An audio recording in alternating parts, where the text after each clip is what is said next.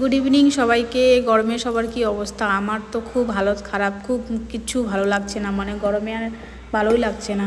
তো রান্নাবাড়ি করতেও ইচ্ছা করতেছে না, এত গরমে ভাতও খেতে ইচ্ছা করতেছে না, রুটি খেতে ইচ্ছা করতেছে না। তো আমার কাছে আগের থেকে ছোলার সবজিটা ছিল আর কি, ঘুগনি বানিয়েছিলাম। তো ঘুগনিটা দিয়ে ভাবছি আজকে রাতের ডিনার করব। কি করলাম, ঘুগনিটা 2 হাতার মতো নিয়ে নিলাম, আর একটা গোটা শসা নিয়েছি, একটা গোটা টমেটো আর একটা গোটা পেঁয়াজ। তো আমি টমেটোটা অর্ধেক দিয়েছি, শসাও অর্ধেক, আর একটা গোটা পেঁয়াজ দিয়েছি, কারণ অনেক বেশি হয়ে যাবে এগুলো। তো এইভাবে করে খেতে না খুব ভালো লাগে, কিন্তু পেটটাও ঠান্ডা থাকে। আর আপনার ছোলার মধ্যে তো জানেন কতটা হাই প্রোটিন থাকে। তো রাতের মধ্যে ভাবছি আর কিছু খাবো না, এটাই আজকের ডিনার। তো শসা, তারপরে আপনার পেঁয়াজ, লেবু আর কি বলে টমেটো কুচি কুচুরি কেটে নিয়ে তারপরে শেষে আমি দিয়েছিলাম আপনার কুচি কুচি করে পেঁয়াজগুলো কাটার পরে আমি দিয়েছিলাম চাট মশলা, আর দিয়েছিলাম আপনার বিট লবণ।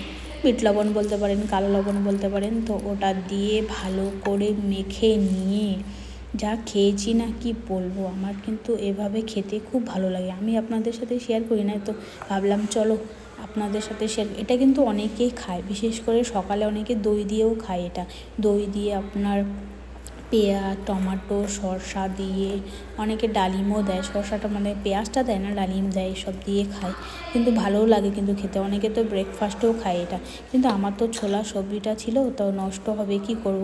তো যার জন্য আমি কী করলাম, চলো রাতে এটা খেয়ে না। দেখুন আমার প্লেটটা কিন্তু ভরে গিয়েছে, যে 1 প্লেট আমি খেয়েছি, এটা পুরো পেট ভরে গিয়েছিলো, আর আমার ডিনার করার প্রয়োজনই হলো না।